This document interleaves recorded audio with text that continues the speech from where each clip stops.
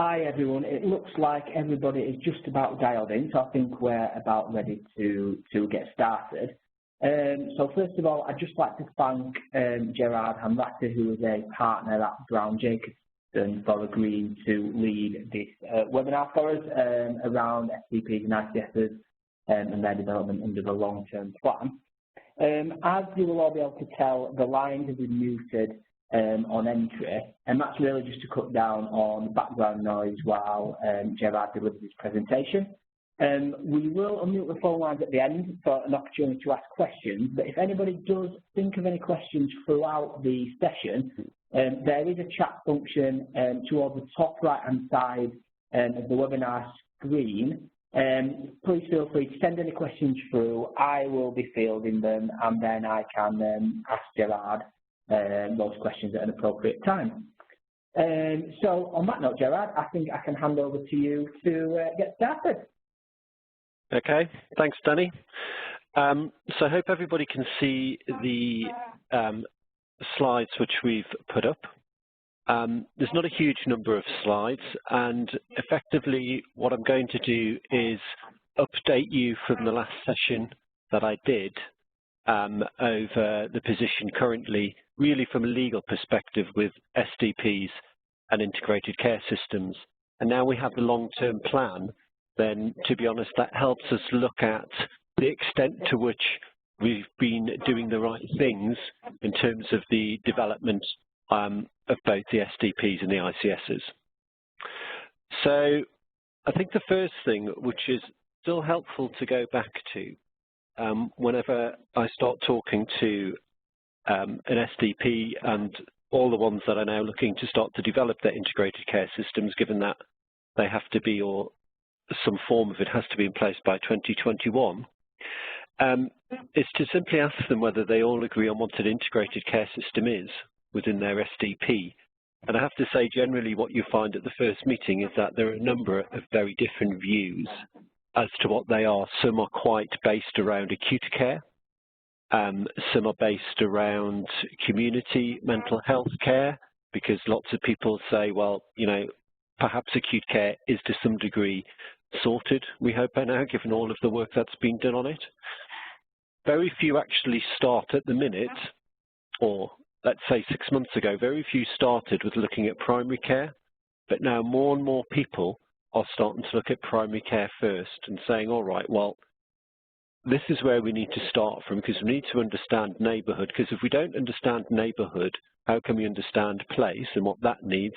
And if we don't understand that, then what are we actually attempting to create a system to do? Because if we do it the other way around, are we not going to run into exactly the same problems as we've run into in the past, which is that any capital or resource we have tends to get used up sorting out the bigger problems, and we never get down to actually some of the grassroots stuff and actually really look at where can we really add value and make the NHS pound most valuable in terms of primary care. So there's a bit of a shift on that at the minute, which is quite interesting. There is not always a conversation, and I think even when you read the long-term plan, you see this coming through, that there is still this tension between, are we still looking at form without really determining function?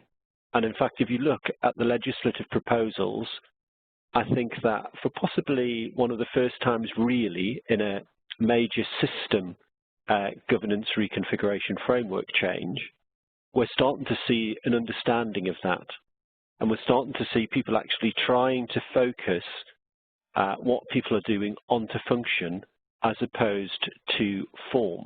The only real mention of form is about integrated care trusts.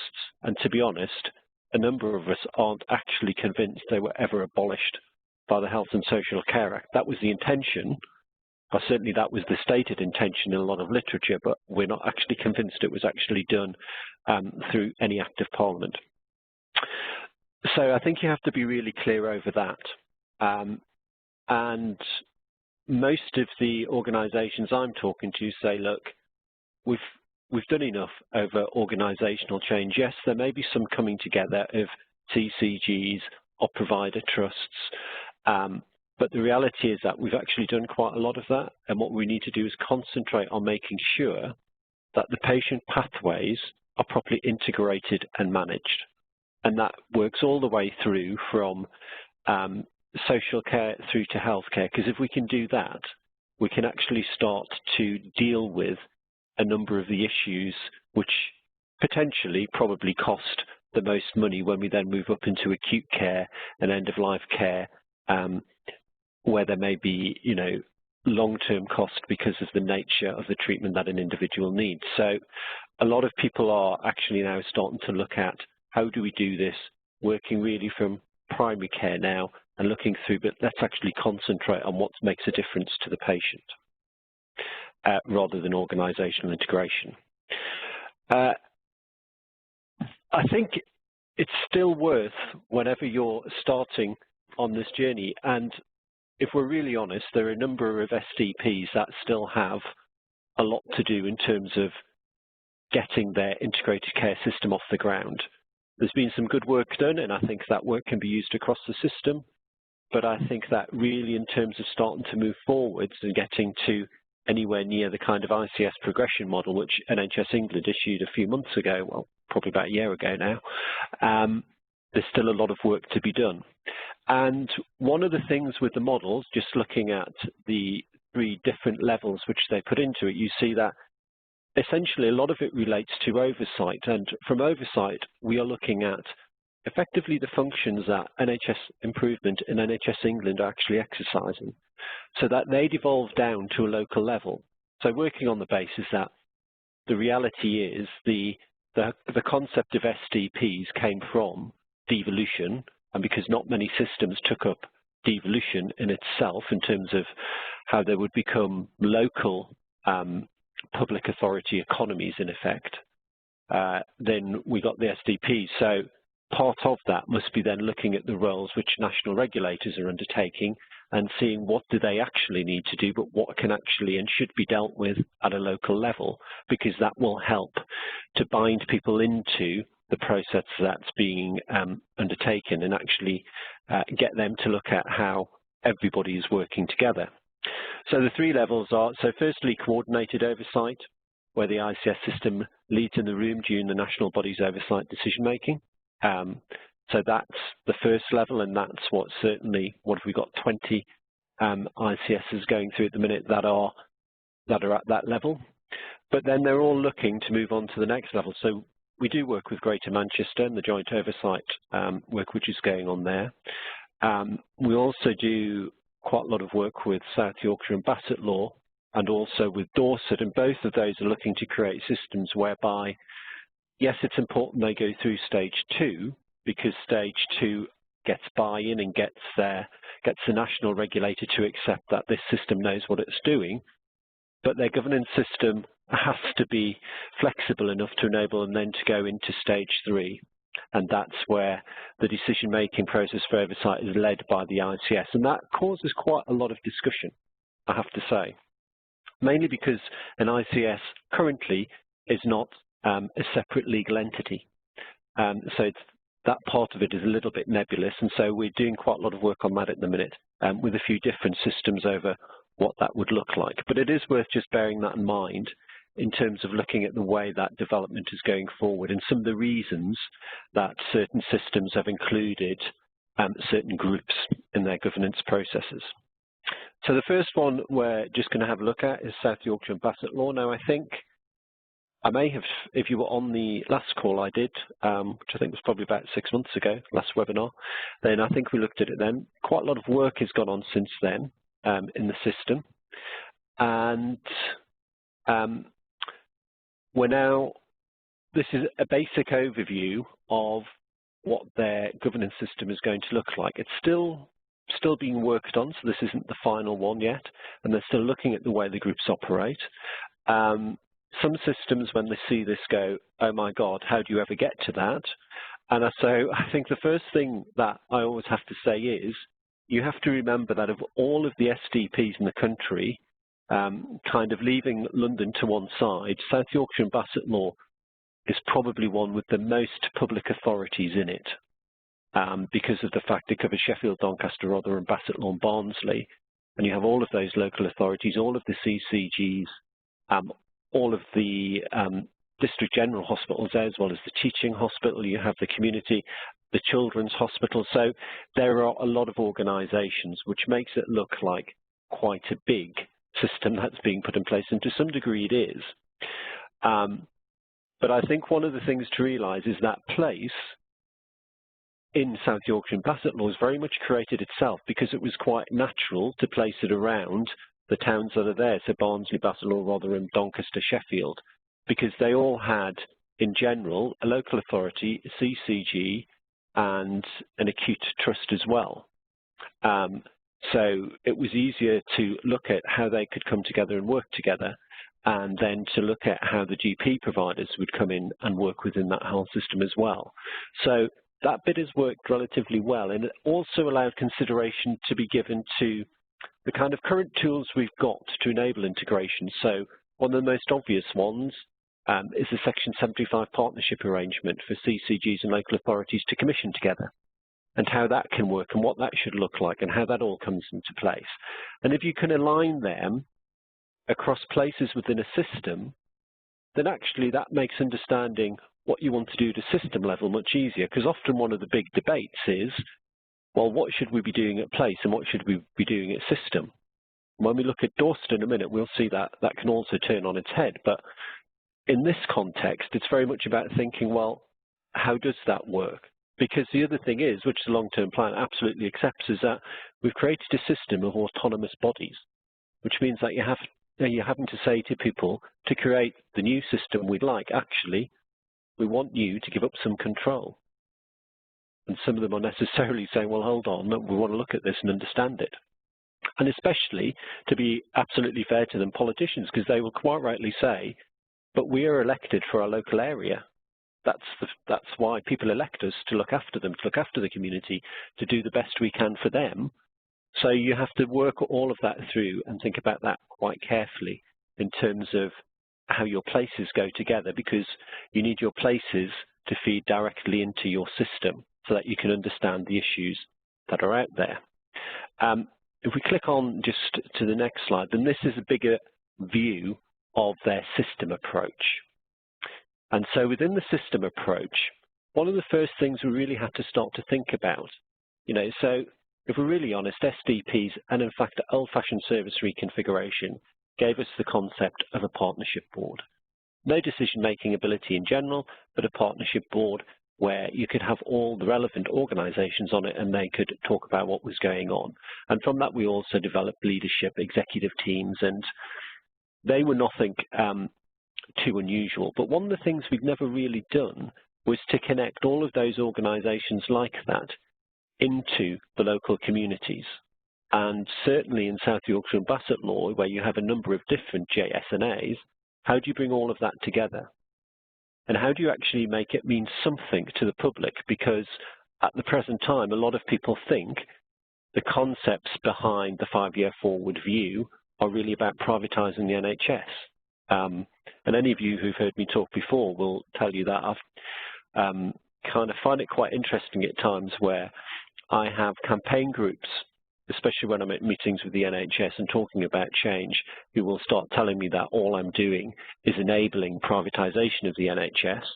And then when I'm dealing with issues from independent sector providers, they tell me that everything they read and everything they look at and everything they hear from me is this is all about nationalising the NHS.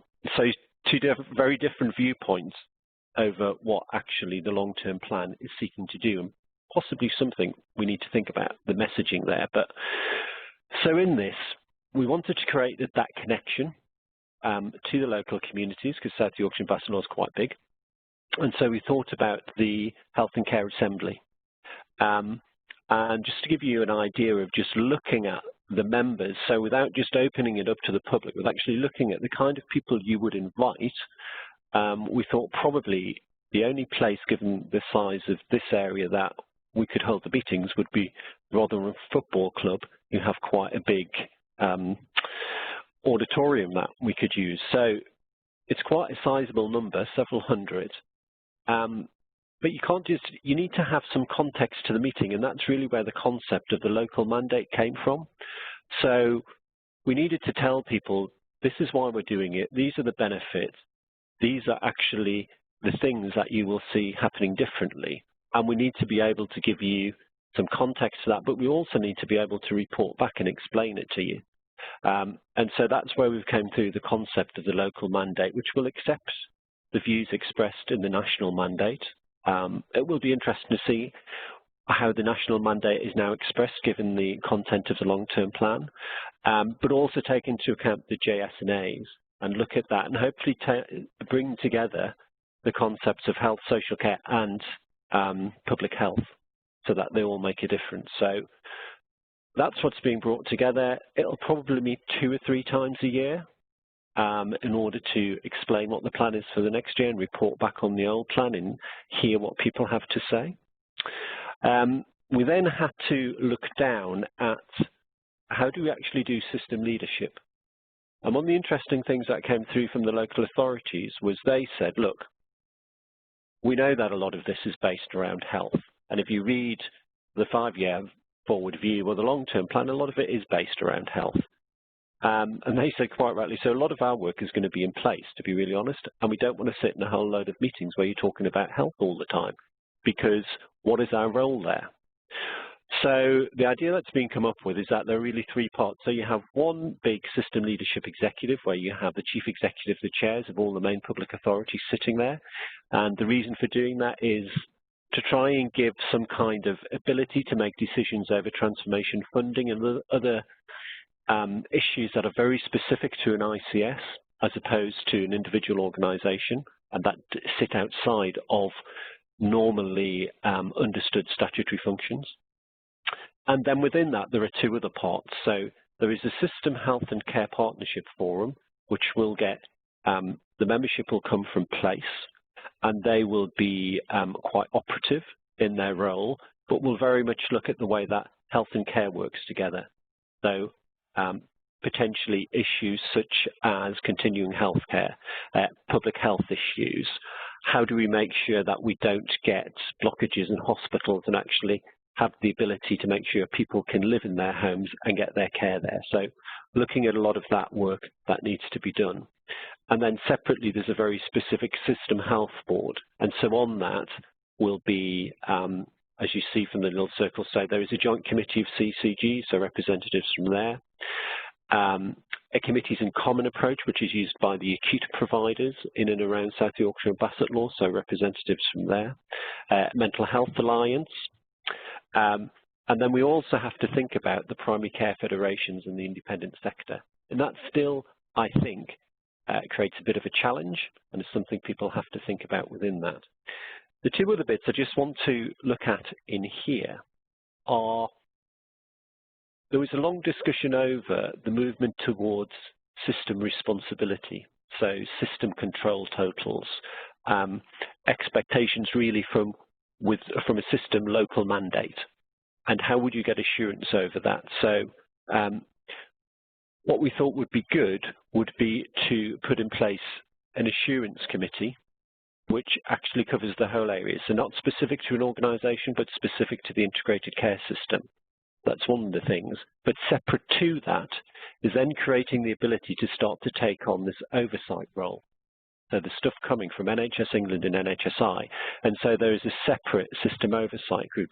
And that is also the place where we thought the executive team would actually be held to account. So Andrew Cash is now simply the lead executive for the integrated care system.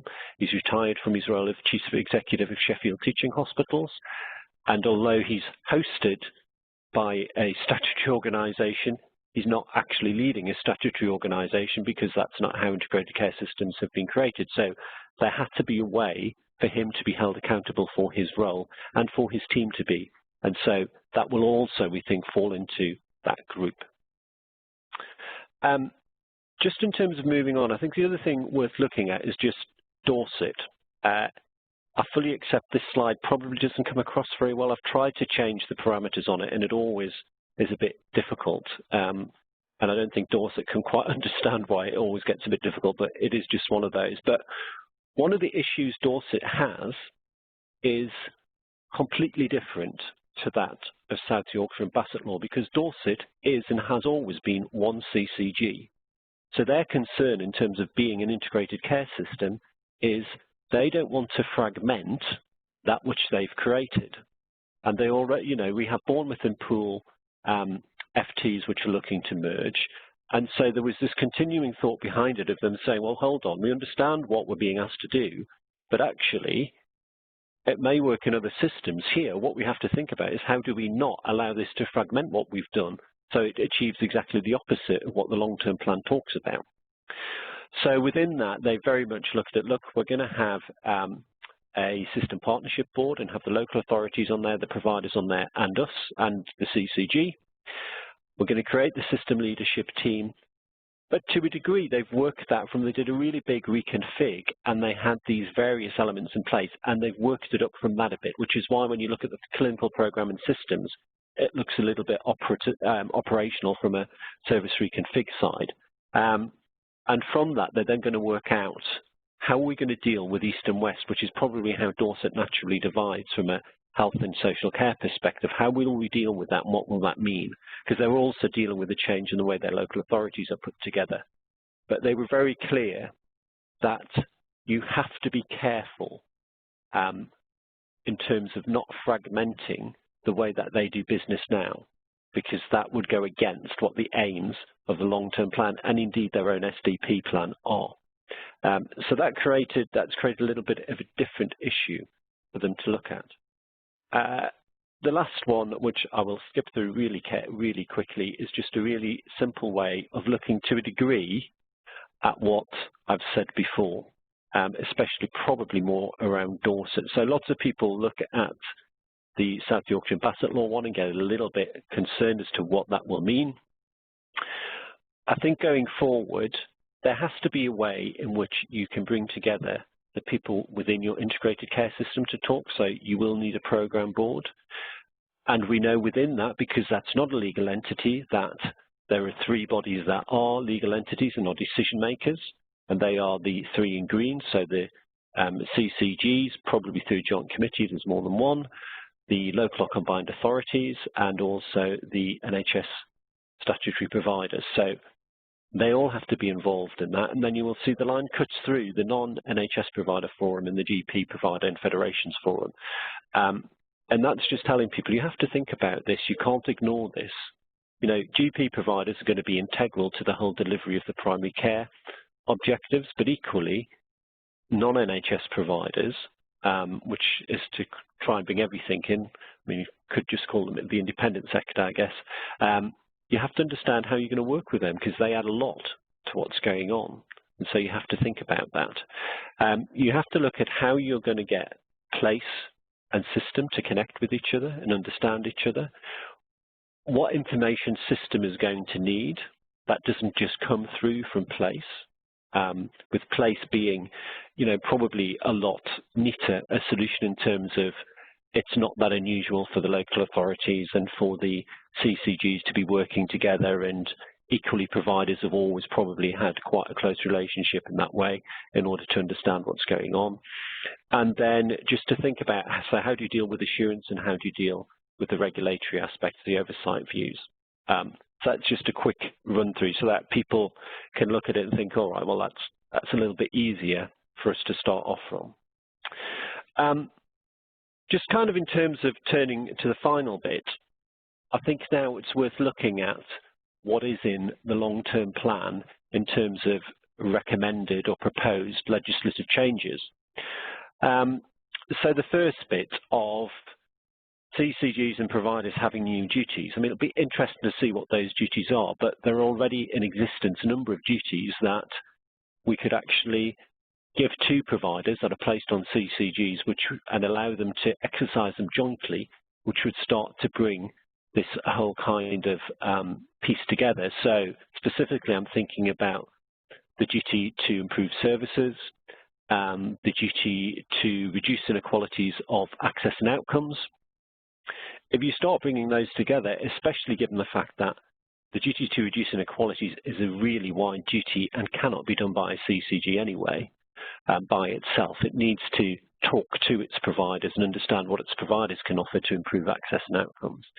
Then, if that was changed relatively rapidly, so they were also placed on providers and they were given the ability to jointly exercise them with commissioners, be they NHS or local authorities, in a joint committee, then actually we've created what we are missing from integrated care systems and STPs at the minute, which is some kind of statutory-based forum where it's clear what decisions should be made in there.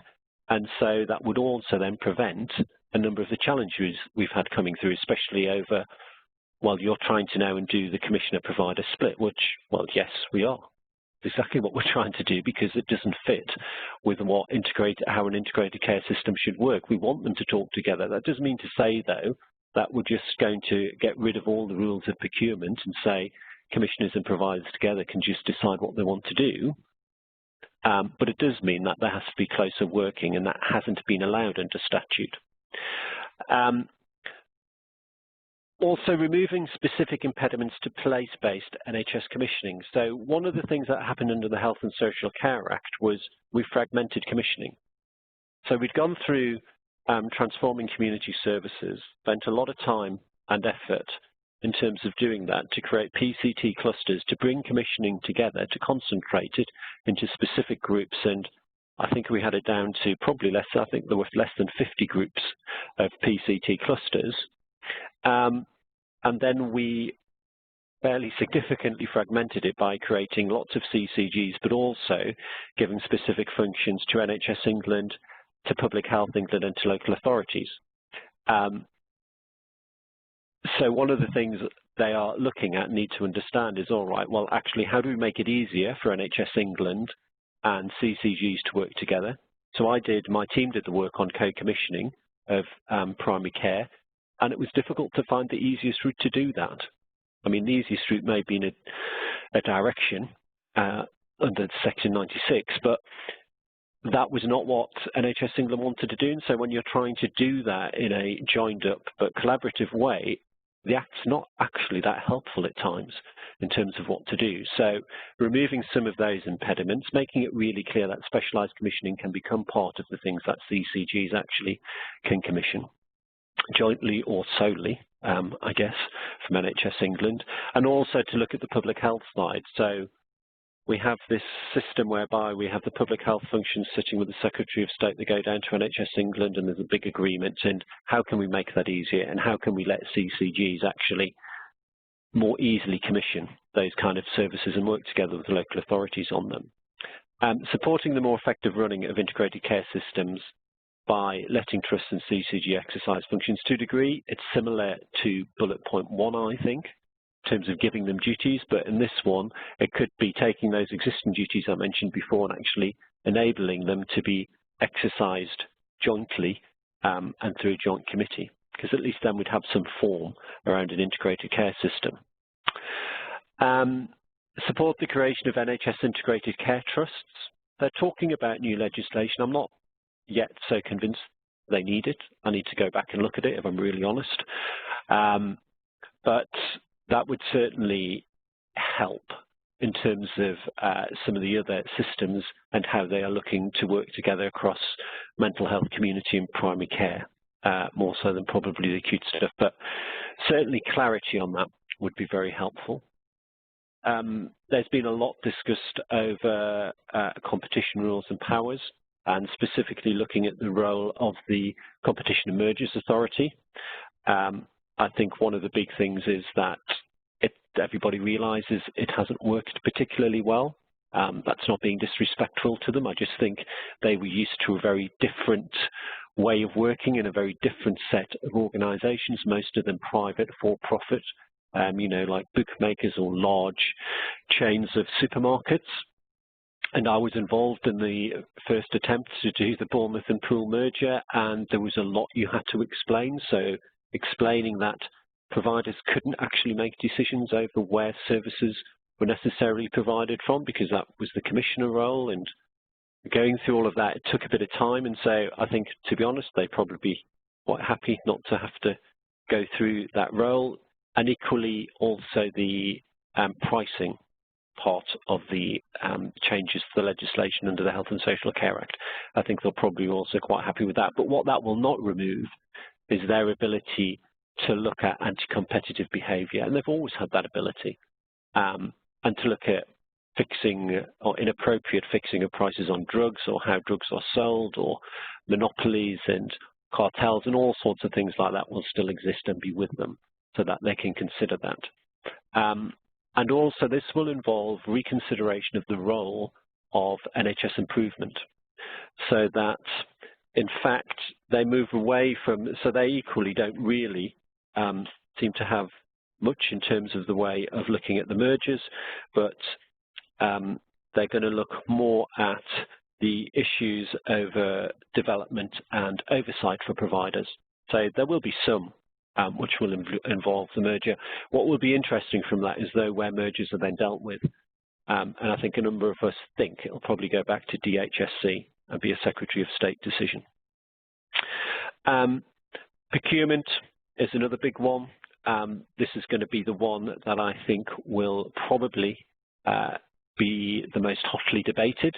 There's already a bit of concern, certainly amongst the independent sector, as to what that would mean, how that would work. Would in fact they simply only be able to ever effectively be a subcontractor to an NHS provider? I don't think that's necessarily how it will work, but it's pretty clear that there are a number of issues arising from how procurements are being dealt with and challenged as it stands, so that needs to be looked at. And we need to take into account that we've created a number of NHS bodies to provide these services, and if we don't let those bodies actually thrive, then we have a problem because the system won't work very well.